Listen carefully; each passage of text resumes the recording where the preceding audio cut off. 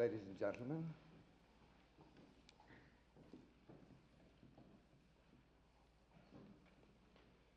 It has been exactly 15 years since I spoke in this room. But in those old days, I didn't have the privilege of a virtually captive audience. Everybody here is so polite. They will not leave, even if you can't hear a word I say. I can't hear a word I say. I have such a bad cold, my ears are completely stopped. I'll do the best I can. I've just come from the Lone Star State in Texas, where the sun was even scarcer than it is here. At the University of Texas, there was a little group discussion before what is usually called the lecture. And a well-intentioned young man asked me if he thought that high school students should be taught the appreciation of poetry. It seems I haven't put on the microphone. I'd better do that, haven't I? Well, at any rate, the only reply I could think of giving him is that probably high school students should be taught grammar, because without grammar, it is impossible to read poetry. Is this a little better? Sound better? Yes. Now, I hope I don't forget to take it off when I walk off the platform. Yes.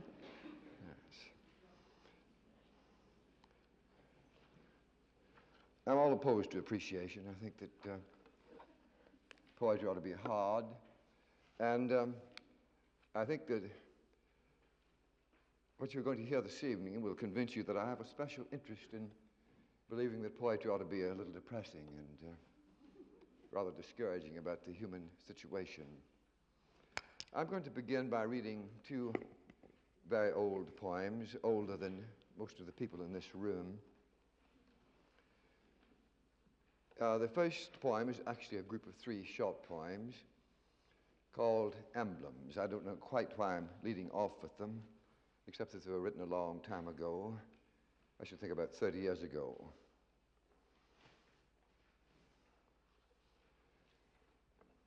Emblems. 1. Maryland, Virginia, Caroline, pent images in sleep. Clay valleys, rocky hills, old fields of pine, unspeakable and deep. Out of that source of time, my farthest blood runs strangely to this day. Unkempt the fathers waste in solitude under the hills of clay. Far from their woe fled to its thither side to a river in Tennessee. In an alien house I will stay, yet find their breath to be all that my stars betide. There sometime to abide, took wife and child with me. 2. When it is all over and the blood runs out, do not bury this man by the far river where never stood his fathers, flowing to the west, but take him east where life began. Oh, my brothers, there's rest in the depths of an eastward river that I can understand. Only do not think the truth we hold, I hold the slighter for this lonely reservation of the heart. Men cannot live forever, but they must die forever. So take this body at sunset to the great stream whose pulses start in the blue hills, and let these ashes drift from the long bridge where only a late gull breaks that deep and populous grave. 3. by the great river, the forefathers to beguile them, being inconceivably young, carved out deep hollows of memory on a river isle now lost. There murmur the ghost of a shout in the hollows where the forefathers without beards, their faces bright and long, lay down at sunset by the cool river in the tall willows amid bird song. And the long sleep by the cool river they've slept full and long, till now the air waits twilight for their echo. The burning shiver of August strikes like a hawk the crouching hare. The next poem is I think the earliest poem that I've kept in print in a book. It's called Death of Little Boys. Mr. Ivor Winters says it's one of the worst poems in modern American poetry. It began as an imitation of a poem by Rimbaud, actually an imitation of a translation of a poem by Rimbaud by T. Sturge Moore. Rimbaud's poem is not about a dying boy, it's about an abandoned child who's being cared for by nuns. Death of Little Boys. When little boys grown patient at last, weary, surrender their eyes immeasurably to the night, the event will rage terrific as the sea. Their bodies fill a crumbling room with light. Then you will touch at the bedside, torn in two, gold curls now deftly intricate with gray, as the window pane extends a fear to you from one peeled aster drenched with the wind all day. And over his chest the covers in the ultimate dream will mount to the teeth, ascend the eyes, press back the locks, while round his sturdy belly gleam the suspended breaths, white spars above the wreck, till all the guests come in to look, turn down their palms, and delirium assails the cliff of Norway where you ponder, and your little town reels like a sailor drunk in his rotten skiff. The bleak sunshine shrieks its chipped music then, out to the milkweed amid the fields of wheat. There is a calm for you where men and women unroll the chill precision of moving feet.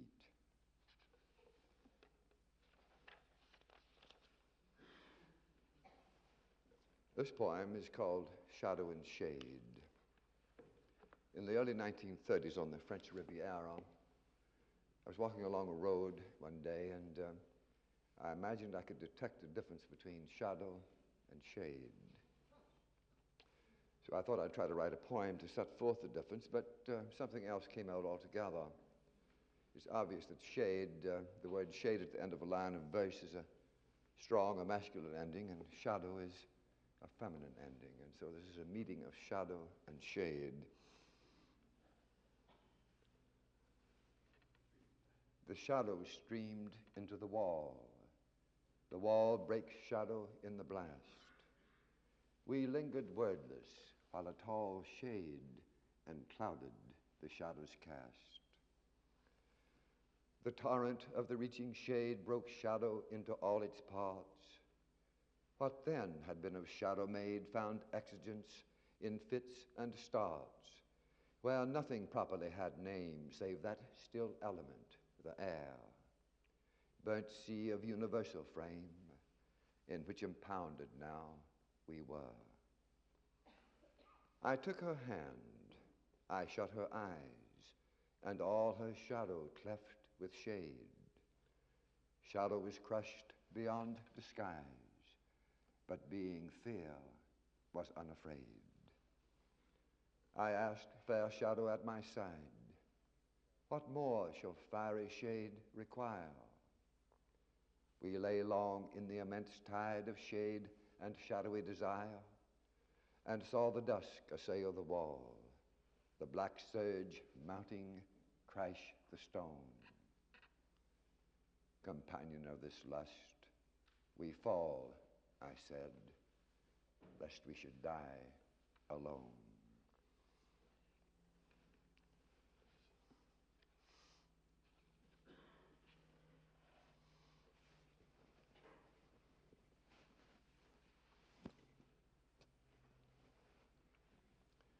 The next poem is entitled The Wolves. It was written about 1931 or 32 in a house in the country in Middle Tennessee. My wife and small daughter had gone away for a few days, and the first night I went to bed. I couldn't sleep, so I got up and went out to the hall to the gun rack and got my shotgun and loaded it and laid it on the floor by the bed, and that didn't do much good. There was an old Smith & Wesson revolver in the bureau drawer, and I got that and put it under the pillow. That didn't improve matters either. Finally, I remembered there was a folding army cot down in the cellar, and I got that and took it out in the yard. It was warm weather, and set it up under the tree and went to sleep at once. This poem was written the next day, and what it has to do with that preceding night, I don't know, but I give it to you for what it's worth.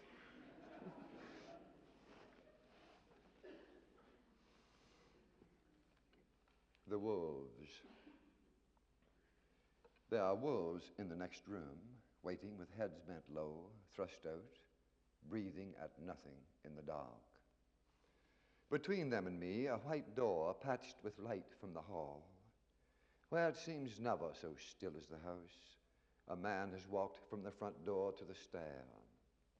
It has all been forever. Beasts claw the floor. I have brooded on angels and archfiends, but no man has ever sat where the next room is crowded with wolves, and for the honor of man, I affirm that never have I before.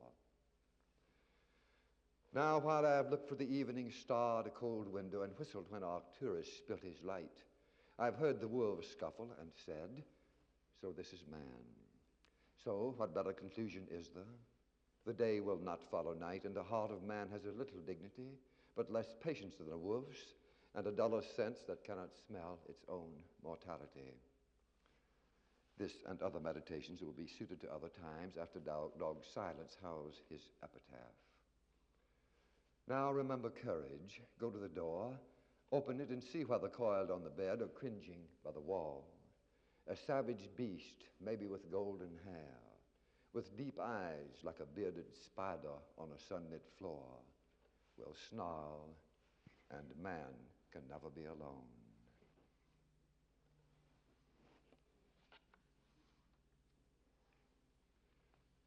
I thought that was rather funny, but nobody seemed to think so.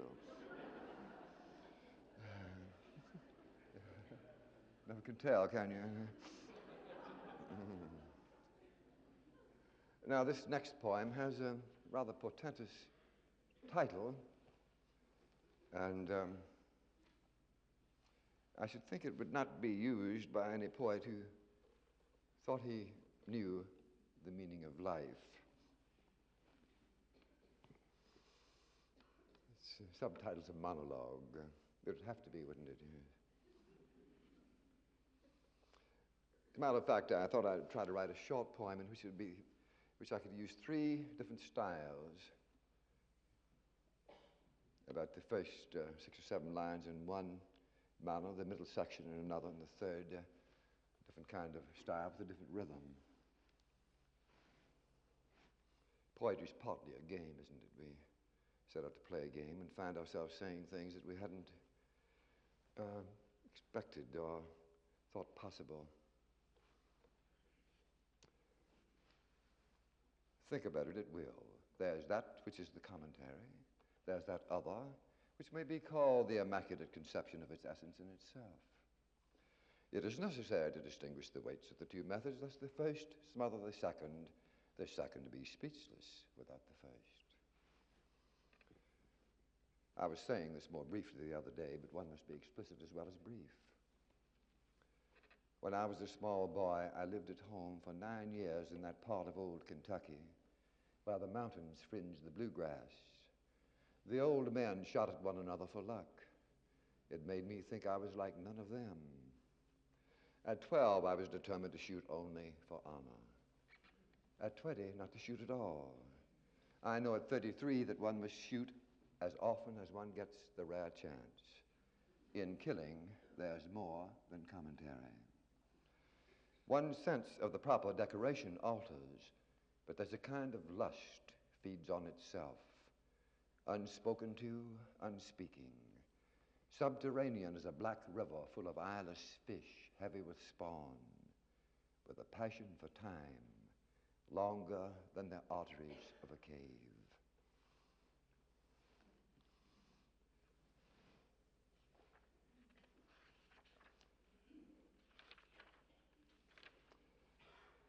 Next poem is called Last Days of Alice. She is our old friend, Lewis Carroll's Alice. Many years ago, I began to wonder what would have happened if in order to get into the glass, she'd broken it. So she got through to the other side and couldn't get back again. And this is the world that I conceived that she would occupy had that unhappy event taken place. Last Days of Alice. Alice, grown lazy, mammoth but not fat, declines upon her lost and twilight age. Above in the dozing leaves the grinning cat quivers forever with his abstract rage. Whatever light swayed on the perilous gate forever sways, nor will the arching grass, caught when the world clattered, undulate in the deep suspension of the looking glass. Bright Alice, always pondering to gloze the spoiled cruelty she had meant to say, gazes learnedly down her airy nose at nothing, nothing thinking all the day. Turned absent-minded by infinity, she cannot move unless her double move, the all Alice of the world's entity, smashed in the anger of her hopeless love, love for herself, who as an earthly twain, pouted to join her two in a sweet one. No more the second lips to kiss in vain, the first she broke, plunged through the glass alone.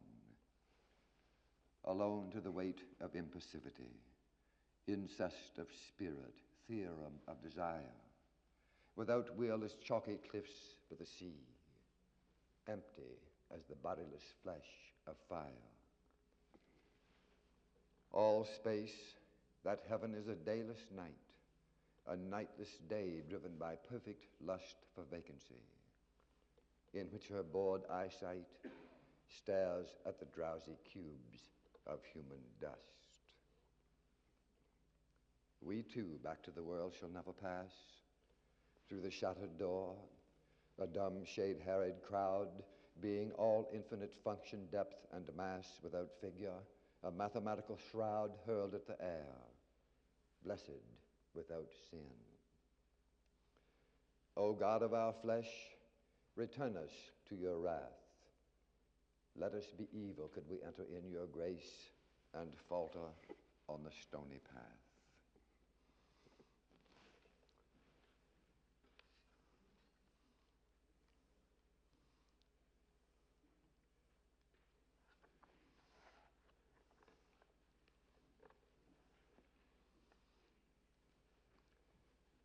The next poem I'm going to read is The Mediterranean.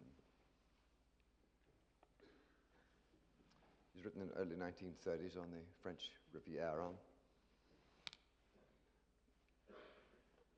A week or so after I'd gone on a picnic on the shore of the Mediterranean to a calanque, and our host, who was the late Ford Madox Ford, the English novelist, happened to say that perhaps in a place like this, in this rocky calanque, that the refugees from Troy stopped to have their dinner. So I got out a copy of the Aeneid and tried to read it again, and came to the passage where the Harpies flew over the Trojans as they were dining on the shore. And you remember they prophesy that when the wanderers reach the land where they drink so deeply and eat so heartily that they devour the vessels in that land, where they settle down and be at home.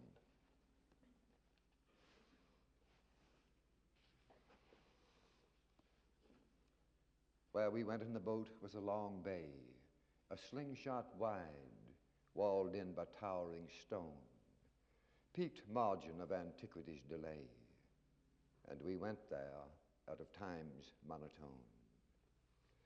Where we went in the black hull, no light moved, but a gull white-winged along the feckless wave. The breeze unseen, but fierce as a body loved, that boat drove onward like a willing slave. Where we went in the small ship, the seaweed parted and gave to us the murmuring shore, and we made feast, and in our secret need devoured the very plates Aeneas bore. Where derelict you see through the low twilight the green coast that you thunder-tossed would win, drop sail and hastening to drink all night, eat dish and bowl to take that sweet land in. Where we feasted and caroused on the sandless pebbles affecting our day of piracy, what prophecy of eaten plates could landless wanderers fulfill by the ancient sea? We for that time might taste the famous age, eternal here yet hidden from our eyes, when lust of power undid its stuffless rage. They, in a wineskin, bore earth's paradise. Let us lie down once more by the breathing side of ocean, where our live forefathers sleep, as if the known sea still were a month wide. Atlantis howls, but is no longer steep. What country shall we conquer? What fair land unman our conquest and locate our blood? We've cracked the hemispheres with careless hand. Now from the gates of Hercules we flood westward, westward till the barbarous brine whelms us to the tired land, where tasseling corn, fat beans, grapes sweeter than muscadine, rot on the vine. In that land were we born.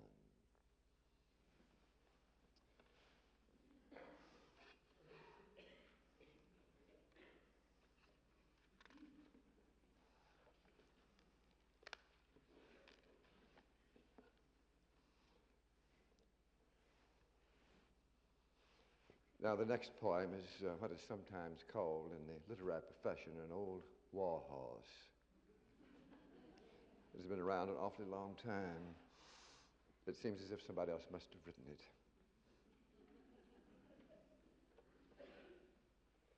Some years ago, it appeared in France in a translation by Jacques Maritain, and a French friend of mine said that the French was obviously better than the original. I couldn't read the French well enough. I would substitute it for the English version. Ode to the Confederate Dead. I suppose I'm asking the reader to do a little of the work for me. I'm asking him to imagine a man standing at a gate of a Confederate graveyard, not anyone in particular. In November, there's a drizzle of rain and the leaves are blowing, and he's meditating on the dead Confederates. And he has the illusion from time to time that the blowing leaves are the charging soldiers, the heroes come back. But he can't sustain the illusion. I suppose in the end that if the poem is about anything, it is not about the Confederates, it's about the man who is meditating.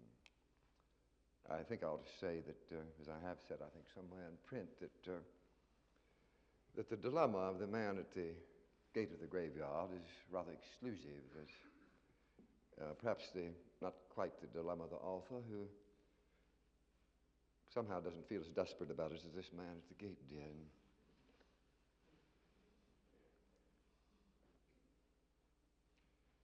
row after row with strict impunity.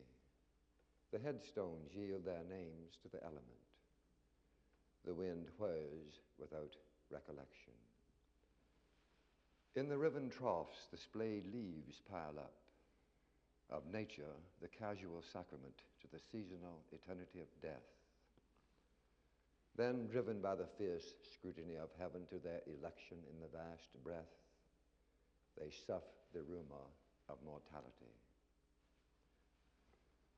Autumn is desolation in the plot of 1,000 acres, where these memories grow from the inexhaustible bodies that are not dead, but feed the grass row after rich row.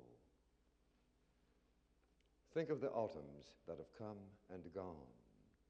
Ambitious November with the humors of the year, with a particular zeal for every slab, staining the uncomfortable angels that rot on the slabs. A wing chipped here, an arm there. The brute curiosity of an angel's stare turns you, like them, to stone, transforms the heaving air, till plunged to a heavier world below, you shift your sea space blindly, heaving, turning like the blind crab. Dazed by the wind, only the wind, the leaves flying, plunge. You know who have waited by the wall the twilight certainty of an animal. Those midnight restitutions of the blood, you know. The immitigable pines, the smoky freeze of the sky, the sudden call. You know the rage, the cold pool left by the mounting flood of muted Zeno and Parmenides. You who have waited for the angry resolution of those desires that should be yours tomorrow. You know the unimportant shrift of death and praise the vision, and praise the arrogant circumstance of those who fall rank upon rank, hurried beyond decision. Here by the sagging gate, stopped by the wall. Seeing only the leaves flying, plunge, and expire. Turn your eyes to the immoderate past. Turn to the inscrutable infantry rising demons out of the earth. They will not last. Stonewall in the sunken fields of hemp. Shiloh, Antietam, Malvern Hill, Bull Run. Lost in that orient of the thick and fast, you will curse the setting sun, cursing only the leaves crying like an old man in a storm. You hear the shout, the crazy hemlocks point with troubled fingers to the silence which smothers you, a mummy in time. The hound bitch, toothless and dying in a musty cellar, hears the wind only. Now that the salt of their blood stiffens the saltier oblivion of the sea, seals the malignant purity of the flood, what shall we who count our days and bow our heads with a commemorial woe in the ribboned coats of grim felicity? What shall we say of the bones unclean, whose verdurous anonymity will grow? The ragged arms, the ragged heads and eyes lost in these acres of the insane green. The gray, lean spiders come. They come and go. In a tangle of willows without light, the singular screech owl's tight invisible lyric seeds the mind with the furious murmur of their chivalry. We shall say only the leaves flying, plunge, and expire. We shall say only the leaves whispering in the improbable mist of nightfall that flies on multiple wings. Night is the beginning and the end, and in between the ends of distraction waits mute speculation, the patient curse that stones the eyes, or like the jaguar leaps for his own image in a jungle pool, his victim. What shall we say who have knowledge carried to the heart? Shall we take the act to the grave? Shall we more hopeful set up the grave in the house? the ravenous grave. Leave now the shut gate and the decomposing wall. The gentle serpent, green in the mulberry bush, riots with his tongue through the hush, sentinel of the grave who counts us all. I'm going to pause now for the brief intermission and omit the sonnets at Christmas. I'll come back in a few minutes. Thank you.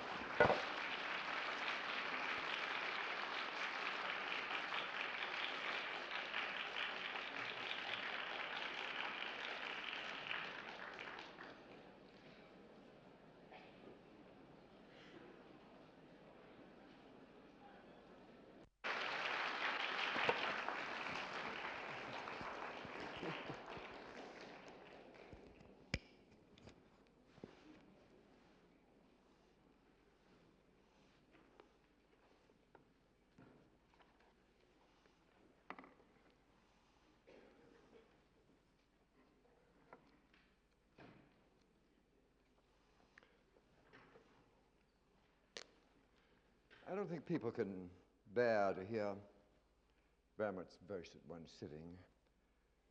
I'm sure that you will join me in a feeling of relief that I'm going to omit the sonnets at Christmas.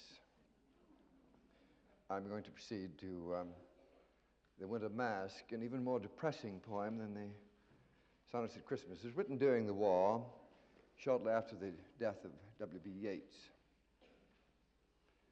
And in this poem, I tried to invent a stanza that would convey a certain kind of swift movement and yet be suitable for meditation. Winter Masque to the memory of W.B. Yeats. Towards nightfall, when the wind tries the eaves and casements, a winter wind to the mind long gathering its will, I lay the mind's contents bare as upon a table, and ask in a time of war whether there is still to a mind frivolously dull anything worth living for. If I am meek and dull, and a poor sacrifice of perverse will to call the act from the attempt, just look into damned eyes and give the returning glare. For the damned like it, the more damnation is exempt from what would save its heir with a thing worth living for. The poisoned rat in the wall cuts through the wall like a knife, then blind, drying, and small, and driven to cold water, dies of the water of life. Both damned in eternal ice, the traitor become the boor who had led his friend to slaughter, now bites his head. Not nice the food that he lives for. I supposed two scenes of hell, two human bestiaries, might uncommonly well convey the doom, I thought. But lest the horror freeze the gentler estimation, I go to the sylvan door, where nature has been bought in rational proration as a thing worth living for. Should the buyer have been beware? It is an uneven trade, for man has wet his hair under the winter weather with only fog for shade. His mouth a bracketed hole, picked by the crows that bore nature to their hanged brother, who rattles against the bowl, the thing that he lived for. I asked the master Yeats, whose great style could not tell why it is man hates his own salvation, prefers the way to hell, and finds his last safety in the self-made curse that bore him towards damnation. The drowned, undrowned by the sea worth living for. It's rather depressing, isn't it? Yeah. 27. Even depresses me a little. I see a lot of students, from time to time, and one day a charming young lady came up to, after I read some of these poems, he said, "Mr. Tate, you seem so cheerful. How can you write those gloomy poems?" And I had to confess I couldn't answer the question. I had no answer. I just don't know. This next poem is rather long, and it is not very cheerful either. The poem that I've just read you is in a way of rehearsal for the poem called Seasons of the Soul. Now, I began it rather arbitrarily. I'd always wanted to write a poem in the 18th century manner on the four seasons, and just why people want to do things like that, nobody can tell. Well, after I'd got the first draft done, I realized that each of the sections was not only about a season, but also about one of the four ancient elements. A season corresponded to a certain element. Why that turned out that way, again, I don't know. There's a little epigraph from the Inferno of Dante, which translated runs somewhat as follows. Then I reached out my hand a little and plucked a twig, a small branch from a great thorn tree, and its trunk, the trunk of the tree, cried out, "Why do you rend me?" The first section is entitled Summer.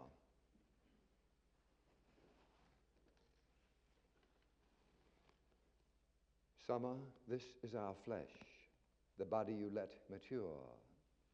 If now, while the body is fresh, you take it, shall we give the heart, lest heart endure the mind's tattering blow of greedy claws? Shall mind itself still live, if like a hunting king, it falls to the lion's jaws? Under the summer's blast, the soul cannot endure unless by sleight or fast it seize or deny its day to make the eye secure. Brothers in arms, remember the hot wind dries and draws with circular delay the flesh, ash from the ember, into the summer's jaws. It was a gentle sun when at the June solstice green France was overrun with caterpillar feet. No head knows where its rest is, or may lie down with reason when war's usurping claws shall take the heart as cheat. Green field in burning season to stain the weevil's jaws. The southern summer dies evenly in the fall. We raise our tired eyes into a sky of glass, blue, empty, and tall, without tail or head, where burn the equal laws for Balaam and his ass, above the invalid dead, who cannot lift their jaws. When was it that the summer, day long, a liquid light, and a child, the newcomer, bathed in the same green spray, could neither guess the night? The summer had no reason. Then, like a primal cause, it had its timeless day, before it kept the season of time's engaging jaws. Two men of our summer world descended winding hell, and when their shadows curled, they fearfully confounded the vast concluding shell. Stopping, they saw in the narrow light a centaur pause and gaze. Then his astounded beard with a notched arrow part back upon his jaws. Part 2, Autumn. This part of the poem is based on a recurrent dream that I think everybody must have, of being in a house alone and not being able to get out. Everybody's had that.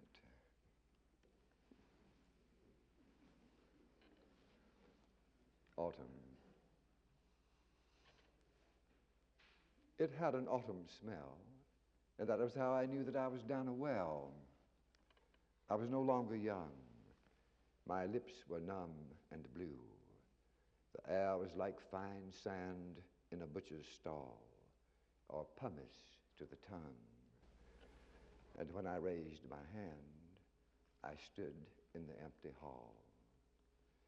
The round ceiling was high, and the gray light like shale, thin, crumbling, and dry.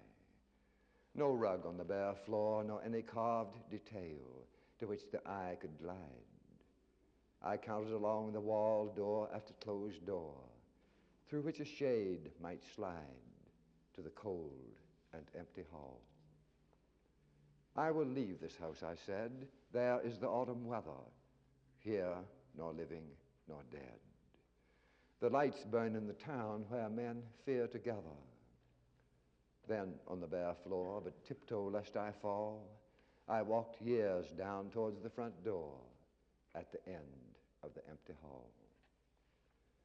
The door was false, no key or lock, and I was caught in the house. Yet I could see I had been born to it, for miles of running brought me back where I began. I saw now in the wall a door open a slit, and a fat, grizzled man come out into the hall.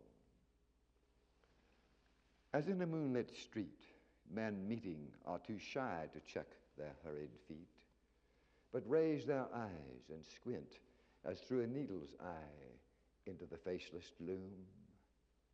My father in a gray shawl gave me an unseeing glint and entered another room. I stood in the empty hall and watched them come and go from one room to another. Old men, old women, slow, familiar, girls, boys. I saw my downcast mother, clad in her street clothes, her blue eyes long and small, who had no look or voice for him whose vision froze him in the empty hall.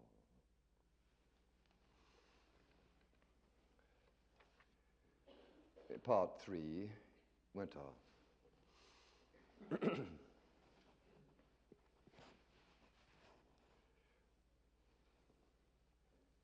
Goddess, sea-born and bright, return into the sea, where eddying twilight gathers upon your people. Cold goddess, hear our plea. Leave the burnt earth, Venus, for the drying god above, hanged in his windy steeple, no longer bears for us the living wound of love. All the sea gods are dead. You, Venus, come home to your salt maidenhead, the tossed anonymous sea under shuddering foam. Shade for lovers, where a shark swift as your dove shall pace our company all night to nudge and to tear the livid wound of love. And now the winter sea. Within her hollow rind, what sleek facility of sea-conceited scop to plumb the nether mind. Eternal winters blow shivering flakes and shove bodies that wheel and drop, cold soot upon the snow, their livid wound of love. Beyond the undertow, the gray sea foliage transpires a phosphor glow into the circular miles. In the center of his cage, the pacing animal surveys the jungle cove and slicks his slithering wiles to turn the venereal all in the livid wound of love. Beyond the undertow, the rigid madrepore resists the winter's flow, headless unaging oak that gives the leaf no more. Willfully as I stood within the thickest grove, I seized a branch which broke. I heard the speaking blood from the livid wound of love drip down upon my toe. We are the men who died of self-inflicted woe, lovers whose stratagem led to their suicide. I touched my sanguine hair and felt it drip above their brother, who, like them, was maimed and did not bear the living wound of love. Part 4, the last part, spring.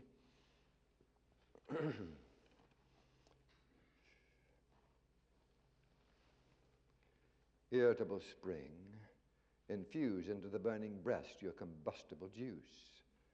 that as a liquid soul shall be the body's guest, who lights but cannot stay to comfort this unease, which like a dying coal hastens the cooler day of the mother of silences.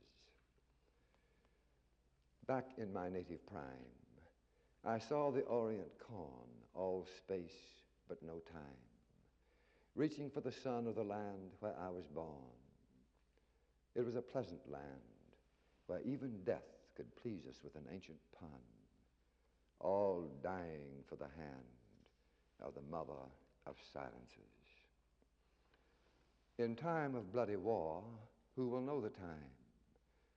Is it a new spring star within the timing chill, talking, or just a mime that rises in the blood, thin jack and jilling seas without the human will?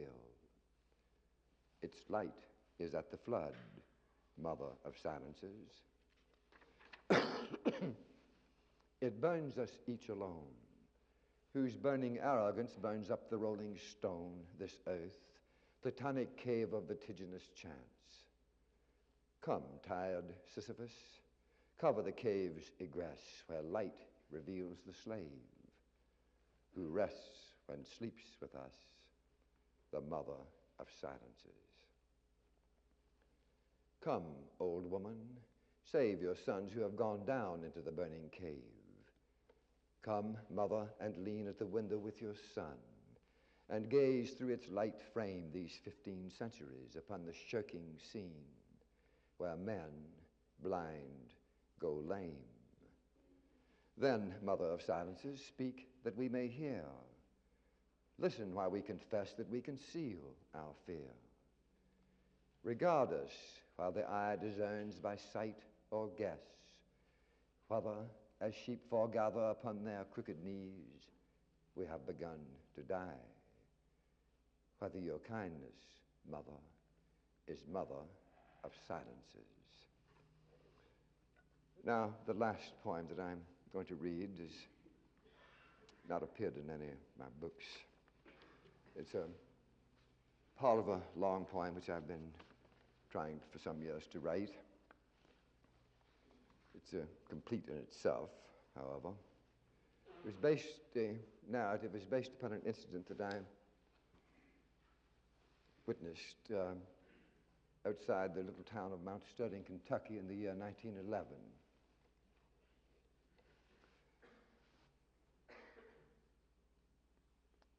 I and 4 or 5 other little boys were in the habit of going out in the summer afternoons to swim in the Kinnickinnick Creek, about 2 miles from town. And this is what we saw when we got to the swimming hole. The poem is called The Swimmers.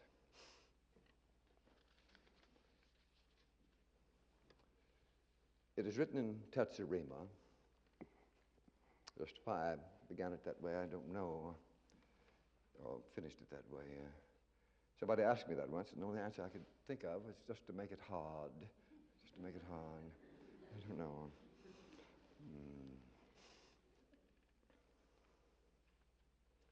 Kentucky water, clear springs. A boy fleeing to waters under the dry Kentucky sun. His little friends of Noman with him, seeing long shadows of grapevine wriggle and run over the green swirl. Mullen under the ear, soft as Nazika's palm. Sullen fun, brutal as childhood's thin, harmonious tear. O fountain, bosom source, undying dead, replenish me the spring of love and fear, and give me back the eye that looked and fled when a thrush idling in the tulip tree unwound the cold dream of the copperhead. Along the creek the road was winding. We felt the quicksilver sky. I see again the 5 companions of that odyssey. Bill Eaton, Charlie Watson, Nigger Lane, the doctor's son, Harry Duessler, who played the flute, Tate with the water on his brain. Dog days, the dusty leaves where rain delayed hung low on poison oak and scuppernong. for we were following the active shade of water that bells and bickers all night long. "No more than a mile," Lane said. All five stood still. Listening, I heard what seemed at first a song. Peering, I heard the hooves come down the hill. The posse passed, 12 horse. The leader's face was worn as limestone on an ancient sill. Then, as sleepwalkers shift from a hard place in bed, and rising to keep a formal pledge, descend the ladder into empty space, we scuttled down the bank below a ledge and marched stiff-legged in our common fright along a hog track by the riffle's edge. Into a world where sound shaded the sight, dropped the dull hooves again. The horsemen came again, all but the leader. It was night momently, and I feared. 11 same Jesus Christers, unmembered and unmade, whose corpse had died again in dirty shame. The bank then leveling in a speckled glade, we stopped to breathe above the swimming hole. I gazed at its reticulated shade, recoiling in blue fear, and felt it roll over my eyes and ears and lift my hair like seaweed tossing on a sunk atoll. I rose again, borne on the copper air, a distant voice green as a funeral wreath against a grave, that dead nigger there. The melancholy sheriff slouched beneath a giant sycamore. Shaking his head, he plucked a sassafras twig and picked his teeth. We come too late. He spoke to the tired dead, whose ragged shirt soaked up the viscous flow of blood in which it lay discomfited. A budding horsefly gave one ear a blow and glanced off as the sheriff kicked the rope loose from the neck and hooked it with his toe away from the blood. I looked back down the slope. The friends were gone that I had hoped to greet. A single horseman came at a fast lope and pulled up at the hanged man's horny feet. The sheriff noosed the feet. The other end the stranger tied to his pommel in a neat slip knot. I saw the negro's body bend and straighten as a fish line cast transverse yields to the current that it must subtend. The sheriff's goddamn was a facile curse, not for the dead, but for the blinding dust that boxed the cortege in a cloudy hearse and dragged it towards our town. I knew I must not stay till nightfall in that silent road. Sliding my bare feet into the warm crust, I hopped the stone crop like a panting toad, mouth open, following the heaving cloud that floated to the courthouse square, its load of limber corpse that took the sun for shroud.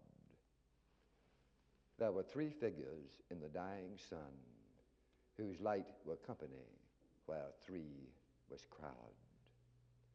My breath crackled the dead air like a shotgun as sheriff and the stranger disappearing, the faceless head lay still. I could not run or walk, but stood. Alone in the public clearing, this private thing was owned by all the town, though never claimed by us within my hearing. Thank you very much.